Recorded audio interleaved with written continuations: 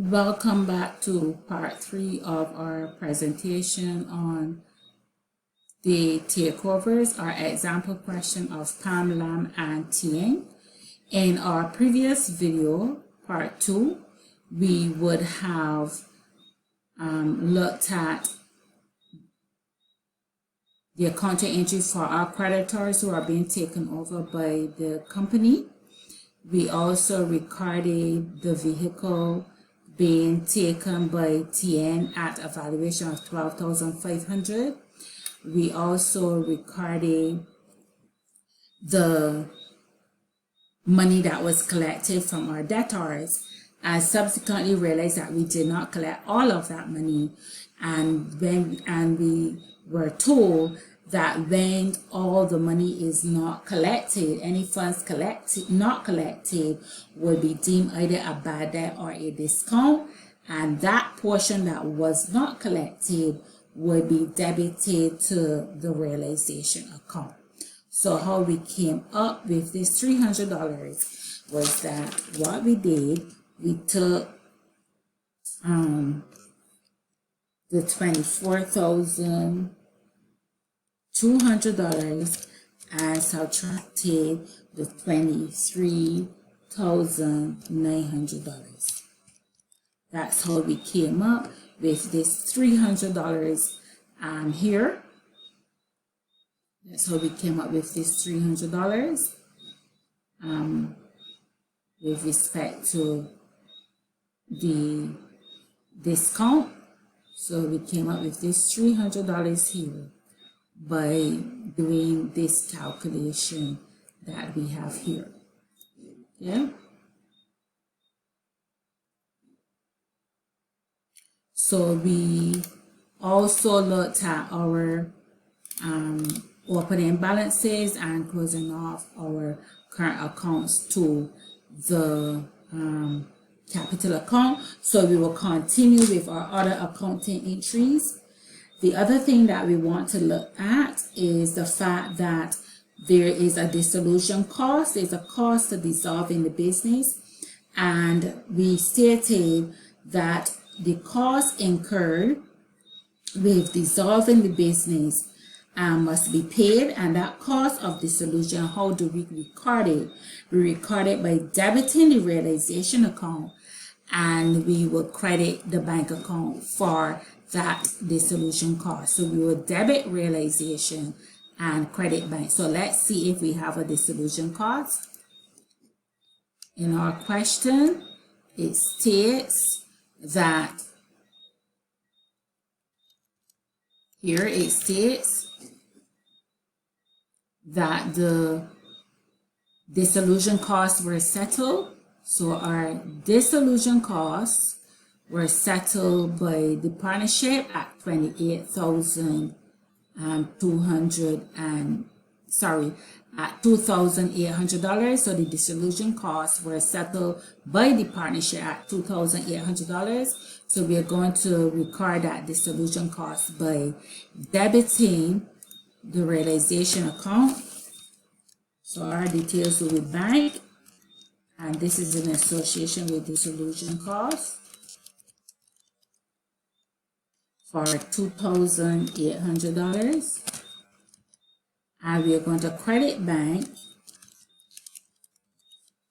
for the same $2,800. So we've now recorded the cost associated with dissolution. But after, when we looked at the dissolution of a partnership, we then say we will then look at recording the gain or loss on realization. But since we're looking at a takeover, we have a slight modification, because what we have to look at as well, we have to look at, before we can do that, we have to look at recording the purchase consideration. And we also have to look at, so we have to look at recording the purchase consideration, and then we look at recording the shares that were issued. Also, in this question, there was a loan from a partner, and the question did not state that the company is taking over this loan. So we are going on the assumption that this loan of $50,000 will be paid off. So to pay off the loan, you have to debit the loan account and credit the bank account. So let's pay off this loan. So we're going to the accounting entry, debit the loan account and credit the bank account. So we're going to credit bank for this loan that has been repaid for $50,000, and that close off the loan account, $50,000 for the loan.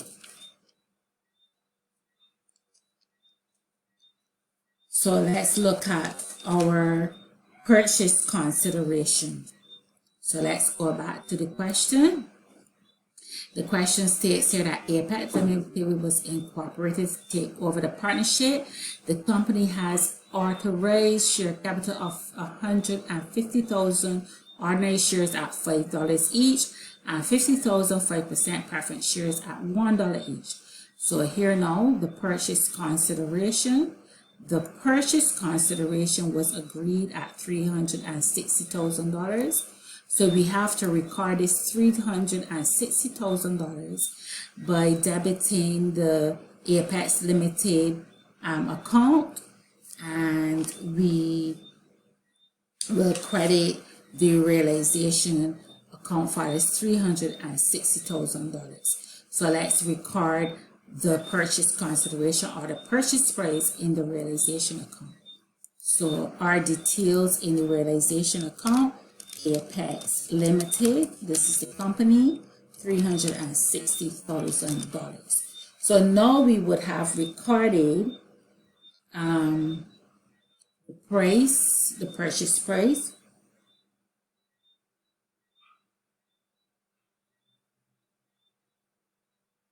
and we have recorded. So now that we've recorded the purchase price, what we need to do now, we are going to look at sharing out this gain on realization since it's been taken over. And I know it's a gain because my credit side is going to be larger than my debit side. So let me total my, let's total. So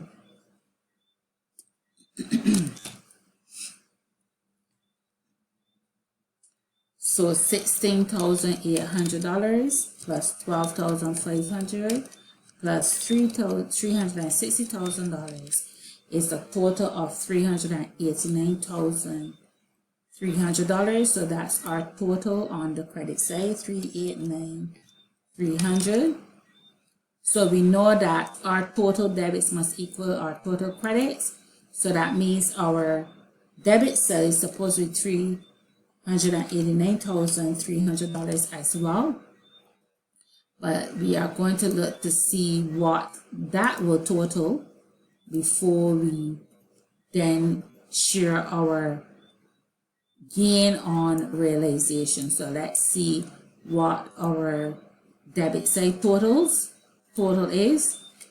$160,000 plus $93,400 plus $65,800 plus $52,000 plus $300 plus $2,800. So that is $374,300. So these add up to $374,300, but we have $389,300. So what we are going to do, we are going to subtract that $374,300 from $389,300 and see what the difference is. So $389,300 minus $374,300, our difference is $15,000. Now this $15,000 that we have here as a difference will be shared with the partners in their profit sharing ratio. Okay, so we are going to share the gain on realization among the partners in their profit sharing ratio. So that was stated when you did the solution. The profit or loss on realization is to be shared between the partners in their profit sharing ratio. And the profit sharing ratio for these partners, let's go back and look at the profit sharing ratio. The profit sharing ratio is 4 to 3 to 3. So this is the profit sharing ratio. Sharing profits 4 to 3 to 3. So 4 plus 3 is 7 plus 3 is 10. So that means that Pam will have a 4/10 share, Lam will have a 3/10 share, and Tien a 3/10. So let's work that out. So let's go. And what we are going to do, we are going to debit the realization account for this gain, and we are going to credit their capital accounts for this gain. So capital accounts and Pam. So let's work out Pam. 15,000, so it's 4/10. So for Pam, so 4 divided by 10 multiplied by $15,000. So Pam is going to get $6,000 of this gain. Let's look at Lam. So Lam is 3/10, so 3 divided by 10 multiplied by $15,000 is $4,500. So $4,500. And seeing that Tien is also getting 3/10, that means the amount for Tien will also be $4,500. So now we have completed our realization account. So what we have to look at now will be our bank account and our capital account. So our realization account is debited for this gain on realization. So we now have to credit the partner's capital account for this gain on realization. Okay, so gain, $6,000 for Pam, $4,500 for Lam, and $4,500 for Tien. So we've entered those. And what we are going to look at now, we have to look at the fact that the question stated that Apex, how did they settle this $360,000 by issuing ordinary shares and preference shares. So let's calculate the amount that is supposed to go into the capital account for these shares for the partners.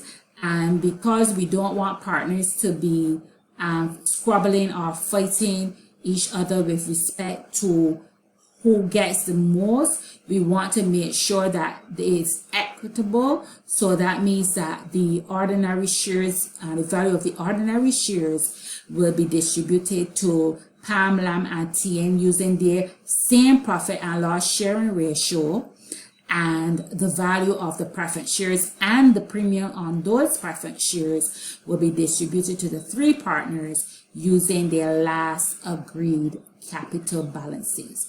So when we come back in our next video, this is what we are going to do. We are going to calculate our value of our ordinary share capital, and we are also going to calculate the value of our preference share capital and the share premium. So we'll see you in the next video when we do these calculations, and also when we account for them in the capital account of the partners, and then we will look at closing the bank account. Okay, so and then see you in our next video.